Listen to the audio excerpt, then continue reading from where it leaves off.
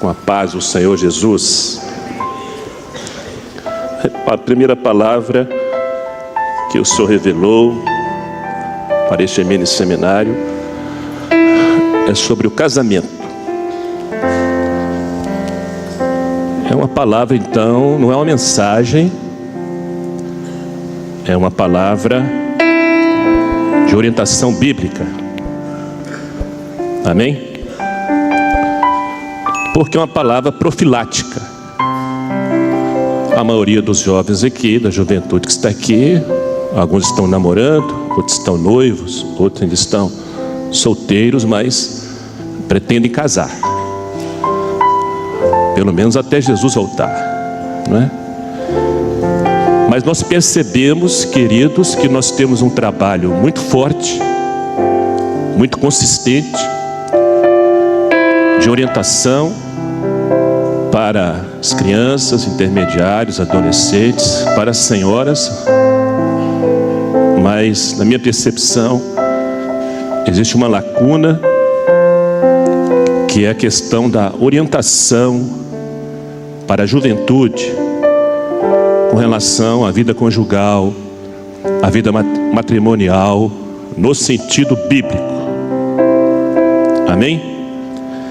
Então gostaria de convidar os jovens para abrirmos primeiramente o livro de Gênesis, capítulo 1.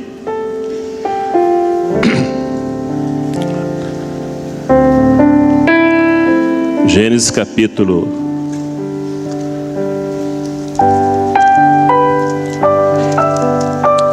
2, versículo 24. Vamos ler em conjunto. Leiamos. Portanto, deixará o varão o seu pai e sua mãe, e apegar-se-á a sua mulher, e serão ambos uma carne. Então aqui o Velho Testamento é na criação, Deus instituindo o quê? O casamento. Amém? Agora nós vamos ao Novo Testamento para saber se Jesus confirma isso. Marcos capítulo 10, a partir do versículo 7. Evangelho de Marcos capítulo 10, versículos 7, 8 e 9. Vamos ler em conjunto. Leiamos. Por isso deixará o homem pai e unir-se-á sua mulher, e serão os dois uma só carne. E assim já não serão dois, mas uma só carne. Portanto, o que Deus ajuntou, não separe o homem. Então, no Velho Testamento, Deus instituiu o casamento. Jesus vem, confirma o seu ministério. Agora vamos, Efésios. Se o Espírito Santo confirma isso também, né? Através da doutrina para a igreja. Efésios 5. Então, estou mostrando para os irmãos aqui com relação ao casamento. É uma instituição confirmada por Deus, por Jesus, pelo Espírito Santo.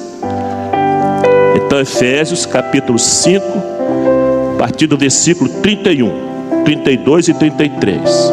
Vamos ler? Por isso, deixará o homem, seu pai, sua mãe, se unirá à sua mulher, e serão dois numa carne. Grande é este mistério. Digo, porém, a respeito de Cristo e da igreja. Assim também vós, cada um em particular, ame a sua própria mulher como a si mesmo, e a mulher reverencie o marido. Amém. Vamos fechar os olhos. Meus queridos, a Bíblia ensina que o casamento ele é para a glória de Deus. A Bíblia ensina, mostrei para os irmãos aqui no Velho Testamento, nos Evangelhos e nas cartas de Paulo, que o casamento é um projeto de Deus, é uma instituição divina, foi criado no céu. O casamento é um dos maiores instrumentos de santificação para o homem. Os jovens que têm interesse em que o seu casamento funcione, porque a grande maioria, infelizmente, não está funcionando. Não está funcionando, sabe por quê? Porque aqui está o manual do fabricante. Quem criou o casamento, quem instituiu o casamento, sabe como fazer ele funcionar. Para o casamento funcionar, então eu expliquei aqui no início, que isso aqui não é uma mensagem, é uma orientação bíblica para os jovens, é uma palavra preventiva, profilática, para vocês se prepararem para o casamento. Deus estabeleceu princípios para que o casamento funcione. Então, se você atender, obedecer e seguir os princípios divinos, você sempre será feliz. Isso é uma escolha pessoal. Você opta pelo padrão do mundo, corra o risco.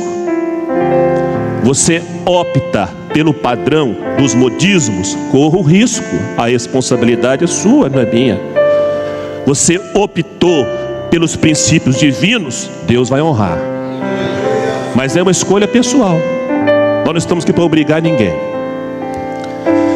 A Bíblia mostra outra coisa, meus queridos, com clareza. A Bíblia mostra que não existe, preste atenção, não existe fidelidade estéril. Não existe fidelidade estéril. Todas as vezes que você for fiel ao Senhor, por amor, por temor, haverá frutos para a glória dele. Se você é fiel nos seus pensamentos, se você é fiel nas suas atitudes, se você é fiel nos seus comportamentos, se você é fiel no seu testemunho, se você é fiel na sua fé, se você é fiel no seu compromisso com o Senhor, haverá frutos para a glória dele, porque não existe fidelidade estéril. Não existe. A sociedade globalizada inverteu a ordem de muitos princípios sagrados. Por quê? Porque quando você inverte a ordem dos princípios divinos, você entra em decadência. Você entra em decadência moral, você entra em decadência emocional, você entra em decadência relacional, você entra em várias decadências, você entra em decadência de valores. Então, quando há decadência dos valores, existe o domínio da carne. A sociedade globalizada inverteu a ordem de muitos princípios divinos. Exemplo. Vamos abrir comigo aí o texto que nós já lemos do Evangelho de Marcos, capítulo 10, versículo 7. Vou pedir que um pastor aqui que possa ler o versículo. Marcos 10, 7, por favor. Por isso deixará o homem seu pai e a sua mãe, e o dir-se-á a sua mulher. Amém. Qual que é a ordem que está aqui? Qual que é a ordem que está aí, que Deus estabeleceu a ordem? O homem primeiro deixa o pai, o rapaz, né, o jovem, homem, não um garoto mimado não, homem, que tem maturidade, que tem temor, que tem experiência com Deus, que quer servir a Deus, é um homem, não é um garotinho não. O homem deixa o seu pai e sua mãe e une a mulher. O verbo unir, O verbo unir, no original, meus irmãos, sabe o que significa? É como você pegar duas folhas bem finas, finíssimas, e colar as duas folhas. De modo que você olha, então você não enxerga duas folhas, você enxerga uma só e não tem mais como separar. Essa é a vontade de Deus com relação ao casamento. Qual que é a ordem hoje? Que se chama estilo de vida. Então o adversário conseguiu mudar o nome de pecado para estilo de vida. Então a ordem hoje não é o homem deixar o pai e a mãe e se unir à mulher, não. Ele se une primeiro à jovem, ele já começa a ter uma relação com ela para depois deixar o pai e a mãe. Mas isso não se chama mais pecado, isso se chama estilo de vida. Deu para entender, Fábio? Então é uma inversão de valores. Então você inverteu o princípio divino. O que acontece com a sociedade? Ela vai entrando em decadência. É o resultado que está aí. Pode até ser, meus irmãos, uma pregação ou uma orientação politicamente incorreta e não moderna, mas é a palavra do Eterno. Se você quer seguir os princípios divinos, obedeça o manual do fabricante. Porque muitos casamentos estão desmoronando. Dentro das igrejas nós estamos falando, não estou falando fora não, viu, queridos? Vamos falar aqui rasgado aqui, bem claro para os irmãos. Porque muitos casamentos dentro das igrejas estão desmoronando. Porque a terra conjugal se tornou tão árida em nossa sociedade secular.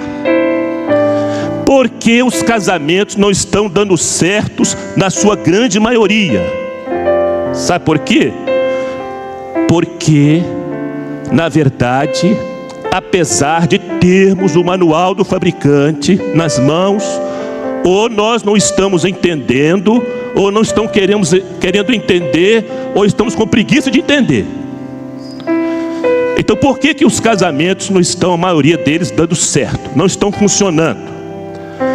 Vamos ver aqui na palavra as respostas ou os princípios bíblicos para o bom funcionamento de um casamento.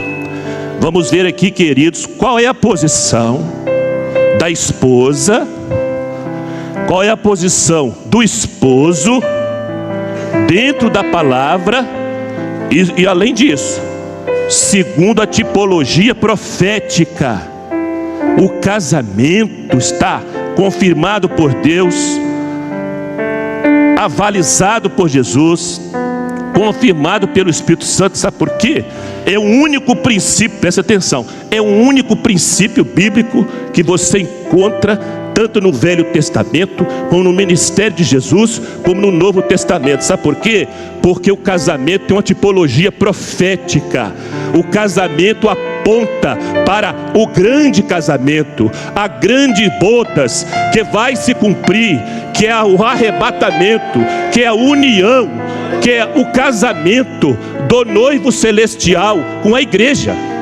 As pessoas esquecem que sobre o casamento, sobre esta união, existe uma tipologia profética, existe uma responsabilidade espiritual. Quando você chama, meus queridos, nós não temos nada contra isso, não há nenhum problema. Você vai se casar, o que acontece hoje aqui na nossa cultura ocidental? Você chama as pessoas que você gosta, que são mais próximas de você, para testemunhar no cartório o casamento, não é isso? Ainda existe isso? Existe, não existe? O que acontece depois? Depois testemunhas vão para casa, elas vão depois na festa do casamento e depois elas vão embora. E os problemas depois vêm para o casamento e as testemunhas estão cada uma no seu canto, exceto uma, que é Deus. Deus é a testemunha que vai estar no seu casamento dia e noite. E está profetizado lá no profeta Malaquias. Então vamos ver aqui que nós estamos falando aqui sobre tipologia profética. Nós lemos aqui Efésios, capítulo 5.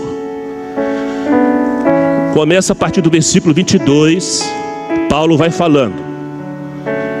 Por revelação, o que ele fala? Ele fala, mulheres, as esposas. Mas o versículo 32, sabe o que ele fala?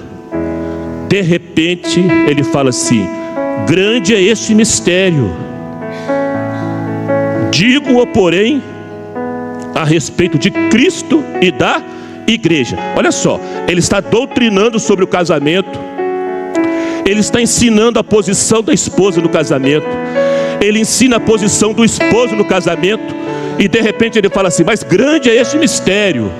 Eu não estou falando só desse casamento aqui na terra, não. Eu estou falando do grande mistério, que é Cristo e a igreja. Então a esposa é tipo profético da igreja redimida, da igreja fiel. O esposo é tipo profético do Senhor Jesus, que morreu e entregou sua vida por amor à redimida.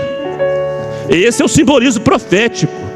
Agora, qual é a posição da esposa dentro do casamento? Então vamos lá, os irmãos estão com a palavra aberta aí, ou com o aplicativo aberto? Efésios capítulo 5, versículo 22. Vamos explicar aqui esta tarde para as irmãs o que é submissão, porque a maioria dos crentes não entende o que Paulo fala aqui sobre essa submissão. Olha só a orientação de Paulo. Vós mulheres, o quê? Sujeitai-vos ao vosso marido como ao Senhor. Então outra tradução fala, sede submissas. É a mesma coisa. Mas por quê? Por que a mulher tem que ser respeitosa? Por que ela tem que reverenciar o marido no casamento? Porque o marido é o cabeça da mulher, como também Cristo é o cabeça da igreja, sendo ele próprio o salvador do corpo.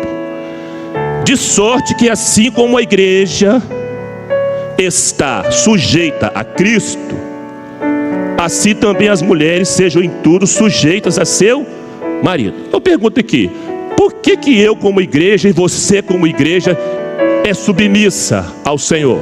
Você tem reverência a Ele, você respeita a Ele, você o ama a Ele, sabe por quê? Porque o Espírito Santo, que é o amor dele, derramado no meu coração e no seu coração, testifica este amor dele por nós. Então nós servimos ao Senhor por amor, nós servimos ao Senhor por gratidão, nós o servimos porque ele entregou sua vida por nós. Então nós nós somos submissos e obedientes com alegria, com temor. Nós não nos sentimos inferiores por causa disso, não. Então, queridos, olha só, a palavra submissão não se trata de valor, não se trata de ser inferior. A palavra submissão, que é uma questão de ordem, é uma questão de princípio.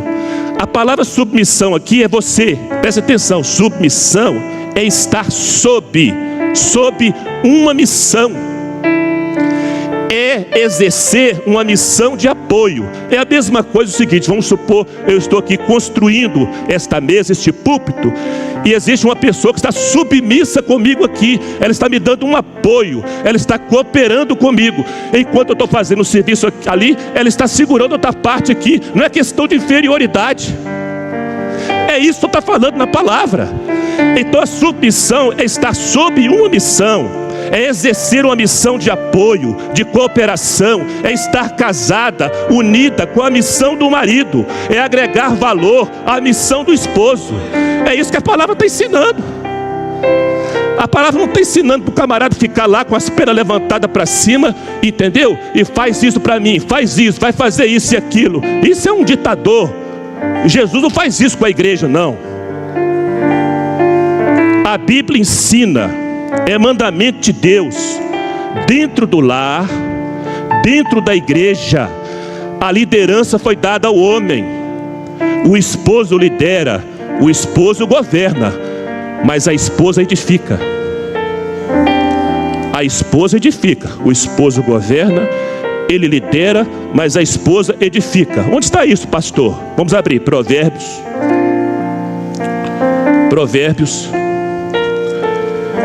capítulo 2.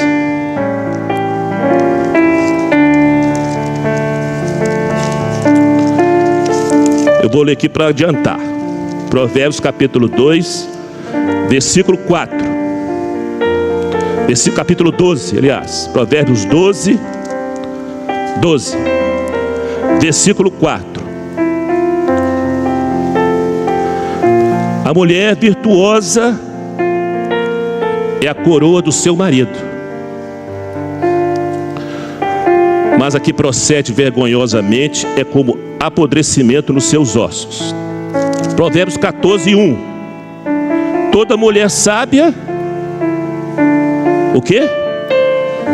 Edifica sua casa, mas a tola derriba com as suas próprias mãos. É o que está acontecendo nos casamentos. Então a palavra está ensinando aqui, preste atenção, meus irmãos. Olha só, vamos contar aqui Efésios capítulo 5, vamos voltar. Vamos contar quantos versículos tem de responsabilidade da posição da esposa dentro do casamento. Vamos contar quantos versículos tem. Capítulo 5 em Efésios, versículo 22. 22 é para as mulheres? Sim ou não? Um versículo. 23 é para as mulheres? Hein? É a explicação do primeiro. O 23 está explicando por que ela deve ser submissa. Deu para entender? O 24 é para as mulheres? Sim ou não? Sim, acabou. Daqui para frente, os outros próximos 7 versículos é para os homens. Olha só, meus queridos aqui. As irmãs agora vão ficar muito ao meu favor, mas eu também não estou preocupado com isso não, né? Mas eu preciso da oração das irmãs. Olha só, a palavra ensina, agora rapazes, a palavra ensina que para um casamento funcionar, a responsabilidade do marido é mais do que o dobro do que da mulher. Sabiam disso? Está aqui na Bíblia, não estou inventando nada disso. Então, a palavra ensina o seguinte: a palavra ensina que a mulher deve ser submissa, respeitosa. Submissa é o quê? Está sob uma missão. É uma missão de apoio, é uma missão de cooperação, é agregar valor ao casamento. Essa é a posição. Você assumiu essa posição no seu casamento vai funcionar. Agora vamos ao esposo. Preparem-se, rapazes, agora, viu? Para aquilo que é os princípios de Deus para vós outros. O que a palavra ensina? A partir do versículo 25. Vós, maridos, amai. Não, vossa mulher, é uma só. Não, lá em Marcos também fala no singular. Deixará o homem seu pai e sua mãe e se unirá à sua mulher. Não é suas mulheres, não. A Bíblia, quando Deus instituiu o casamento, bigamia e poligamia é coisa cultural de povos. Da parte de Deus, não. Da parte de Deus, não. É sua mulher. Entendeu? Aqui fala, maridos, amai vossa mulher, como também Cristo amou a igreja e a si mesmo se entregou por ela. Então, rapaz, meu jovem, você vai casar, você quer que o seu casamento funcione? Ame de verdade sua futura esposa. Como pastor quer este amor? Do jeito que está aqui na Bíblia, do jeito que o manual do fabricante está ensinando aqui. Como Cristo amou a igreja e a si mesmo se entregou por ela. Agora eu quero perguntar às irmãs aqui, né? A irmã, as esposas, é uma missão de apoio, é reverenciar, é respeitar o marido, é entender que na Bíblia ele tem a liderança e o governo, e a mulher edifica. Agora, sobre os homens: amai vossas mulheres, vossa mulher, como Cristo amou a igreja. Ó, meus irmãos, não é fácil isso não. Amar como Cristo amou. Então preste atenção. Quando há este padrão, quando há este nível de amor do esposo pela esposa, quando há mesmo, não há dificuldade para a esposa voluntariamente ser submissa. Isto é, respeitosa e cooperadora à liderança espiritual do esposo. Então é uma ordenança divina, é um mandamento de Deus, não é um conselho apenas não. Amai vossa esposa. Quem ama declara, quem ama confessa a pessoa que a ama. O problema de muitos casamentos hoje, sabe qual é? É que o camarada, quando ele está namorando, ele fala com ela que a ama. Quando ele está noivo, ele fala que ama. Mas depois que casou, nunca mais ele chega para ela e fala: eu te amo, você é a mulher da minha vida. Isso aqui não é uma mensagem romântica, não, meus irmãos. Nós estamos falando aqui, está na Bíblia. Eu pergunto aos irmãos aqui que estão no culto todo dia aí: como é que o Senhor fala com a igreja todo dia? Hein? Quantas vezes você já ouviu o Senhor falar em profecia aqui, interpretação de línguas? Minha igreja, eu vos amo. Meu servo, eu te amo. Minha serva, eu te amo. O Senhor não tem vergonha, Ele não se constrange em dizer que te ama e dizer que ama a igreja. E a maioria hoje dos marmanjos não tem não obedece esse princípio divino, que é de se chegar para a esposa e dizer assim: olha, eu estou muito cansado hoje, eu tive uma dor de cabeça tremenda, mas eu quero dizer o seguinte: faça um cafezinho para mim porque eu te amo. Ele faz assim: ó, vai fazer um café para mim que eu estou muito cansado. Isso a Bíblia não ensina isso não. Isso é falta de educação, falta de respeito, viu? Isso é um brutamonte. Pode ficar zangados comigo os rapazes, mas é princípio bíblico que eu estou falando aqui. Se eu estiver fora da Bíblia, você pode me corrigir, não tem problema nenhum não. Quem ama não valoriza os defeitos da pessoa amada. Quem ama valoriza as virtudes. Os irmãos já pensaram todas as vezes que o Senhor fosse falar comigo ou contigo ou com a igreja, se Ele fosse falar dos nossos defeitos, dos nossos problemas, das nossas mazelas: meu servo, eu te conheço, eu sei que você é orgulhoso, eu sei que você é prepotente, eu sei que você não fez o jejum, eu sei que você ficou até tarde fazendo isso. Olha, que negócio é esse? O Senhor não faz isso não. O Senhor fala assim: eu vos amo, eu sei das vossas falhas, mas eu estou com a minha mão estendida. O meu amor é grande sobre as vossas vidas. Você quer que o seu casamento funcione? Trate a sua esposa como Jesus trata a igreja. Seu casamento vai funcionar. Ah, mas eu sou brasileiro, sou machão. Então, meu filho, você fica com o seu machão e perde o céu. É só isso. É absolutamente indesculpável pela palavra de Deus que um esposo pare de amar sua esposa, ou que o seu amor por ela esteja na reserva. Biblicamente é indesculpável o marido parar de amar a esposa ou dizer que o amor dele está na reserva. É indesculpável. O Senhor valoriza na igreja aquilo que é o resultado do amor dele, que é o Espírito Santo. É o amor dele derramado no coração da igreja e na vida da igreja. O amor de Jesus pela igreja é incondicional. Jesus não impõe condições. O amor dele é tolerante, o amor dele é compassivo, o amor dele é compreensivo, o amor dele é misericordioso, o amor dele é gracioso. Eu não estou dizendo que é fácil amar desse jeito não, mas a Bíblia ensina o esposo a amar a esposa desse jeito. Eu pergunto aos rapazes que estão aqui: você está preparado para amar a sua esposa desse jeito? Se está, você pode casar. Seu casamento vai funcionar. Seu casamento vai dar certo. E vai ser para a glória de Deus. Não vai ser para a vergonha de Deus não. Vai ser para a glória dele. O esposo que ama a esposa assim, este casamento é sempre lugar de bênçãos. O esposo que ama a esposa sim, não há lugar para ressentimentos no casamento. Não há lugar para mágoas. Não há lugar para dar o troco, para vinganças.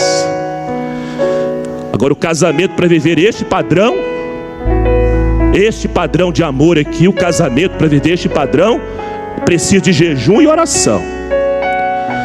A oração traz união e bênçãos. E o jejum não muda Deus, o jejum muda você. O jejum muda a sua razão, o jejum muda o seu eu, o jejum muda a sua natureza. A oração traz bênçãos e união, e o jejum muda você. Aquilo que você não consegue tolerar, aquilo que você não consegue renunciar, o jejum vai mudar isso. Ter uma casa e ter um apartamento não é sinônimo de ter um lar. Não é sinônimo de ter um lar. Nós pastores aqui sabemos que tem muitas pessoas, muitos casais, famílias da igreja que tem apartamento, tem casa, mas não tem um lar. Eles têm um ambiente de discussão, de queda de braço, de confronto e de agressão verbal. Lar é ninho de amor. Lar é ninho de respeito. Lar é ninho de altruísmo. E quem não sabe o que é altruísmo, eu acho que todo mundo sabe. Altruísmo é você pensar mais no outro do que em você. Altruísmo é você desejar mais o bem da sua esposa do que o seu. Altruísmo é você pensar mais no conforto dela do que o seu. Altruísmo é você pensar mais no benefício dela do que o seu. Então lar é ninho de amor. Lar é ninho de respeito. Lar é ninho de altruísmo. Porque é assim que Jesus faz com a igreja. O casamento, meus irmãos, põe mesmo a prova. Ó, minha irmã, minha jovem, donzela, você só vai saber de verdade, desculpe minha franqueza, você só vai saber de verdade se o príncipe encantado te ama mesmo, é depois de casar. O casamento põe mesmo à prova o calibre do amor do esposo pela esposa e do caráter deste amor. Sabe por quê? Porque à medida que os anos vão passando no casamento, a qualidade deste casamento será determinada cada dia mais pelo amor do esposo. Quanto mais o seu esposo te amar, mais qualidade o seu casamento terá. Por que os casamentos hoje estão perdendo a qualidade? Porque os anos vão passando e este amor do esposo vai esfriando. Porque à medida que a esposa se sente amada, cada dia que ela se sente valorizada, mais ela é reverente, mais ela tem aquela missão de apoio, mais ela está disposta a ficar ao lado dele. Então os anos vão passar, mas se a qualidade do amor do esposo continuar, a qualidade do casamento não cai. Os irmãos estão entendendo o que eu estou falando? Estão mesmo? Eu estou achando que não estão não, hein?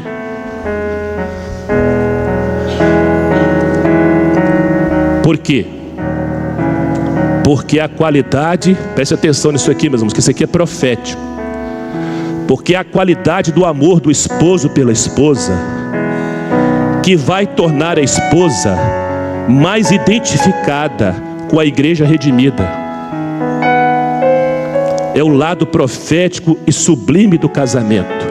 Se você amar a sua esposa como Cristo amou a igreja e se entregou por ela, mais a sua esposa vai se identificar também com a posição da igreja redimida. E a glória do Senhor se manifesta nesse casamento. Isso não é questão, isso aqui não é frase bonita não, meus queridos. Isso aqui é princípio bíblico. Os irmãos deveriam levar muito a sério essa palavra que o Senhor deu aqui nesta manhã, desta tarde. Então Deus tem um chamado, Ele tem uma ordenança, Ele tem um mandamento para o esposo: entregar sua vida por amor à esposa. Quando a esposa prova esse tipo de entrega do esposo por ela, a esposa vai refletir a beleza da humildade e submissão da igreja por Jesus. Qual é o propósito real do casamento? O propósito real do casamento é eu, pastor, conseguir, afinal de contas, alcançar um sonho que eu sempre tive, não é? E tal. é um troféu para mostrar para minhas amigas que não casaram ainda. Olha, o propósito real do casamento não é isso não. Isso pode ser, né, da cabeça, da mente, do mundo, entendeu? Desse padrão que está aí. Mas o propósito real do casamento é para a glória de Deus. O propósito real do casamento é que ambos, o esposo e a esposa, sejam conforme a imagem e pessoa do Senhor Jesus, cada um no seu papel profético. A esposa no seu papel profético, o esposo no seu papel profético. Quando esse propósito é entendido, a glória de Deus se manifesta nesse casamento. Meus queridos, o amor não é egoísta. O amor não fere. O amor não agride. O amor não humilha. Não humilha. Muitos casamentos não estão dando certo por causa disso. É um ferindo ao outro, agredindo um ao outro, humilhando um ao outro. O amor não é isso não. O amor de Jesus pela igreja. E você tem que amar a sua esposa como Cristo amou a igreja. O amor exalta. O amor não se contenta somente em dizer que ama. O amor demonstra com atitudes. O amor é demonstrado com comportamentos. O amor é demonstrado com renúncia. Porque sobre você está uma responsabilidade espiritual: amar a sua esposa como Cristo amou a igreja e se entregou por ela. Este amor maiúsculo, este amor superlativo é o padrão do amor de Jesus pela igreja. Portanto, deve ser este o padrão de amor do esposo pela esposa. Toda esposa, toda jovem que está aqui, que um dia casar, se o seu esposo, seu futuro esposo te amar, como está dito na palavra, como é um princípio bíblico, seu casamento vai dar certo, seu casamento vai funcionar. Você não vai passar vergonha, você não vai envergonhar o nome de Deus. A glória de Deus vai se manifestar sobre a sua casa. A glória de Deus vai se manifestar sobre os seus filhos. O seu casamento será um testemunho. O seu casamento de verdade vai apontar para o grande casamento, para as grandes bodas, para o grande dia, para a grande festa, para a grande alegria, para a grande consagração, que é o casamento de Jesus com a igreja. Leve a sério a palavra do Senhor, atenda os princípios bíblicos e você será feliz. Seu casamento poderá passar por dificuldades nesta vida, mas a relação entre você e seu esposo, o amor do seu esposo por você, se cada dia melhorar a qualidade, se cada dia aumentar por você, se cada dia aumentar o respeito, se cada dia aumentar o carinho, você vai amá-lo também, você vai apoiá-lo, você está ao lado dele em todas as horas da vida. É assim que o Senhor quer para vocês esse casamento. Honrem a palavra do Senhor e Ele vai honrar a vossa vida, vai honrar a vossa união. Vamos colocar de pé e vamos louvar o Senhor.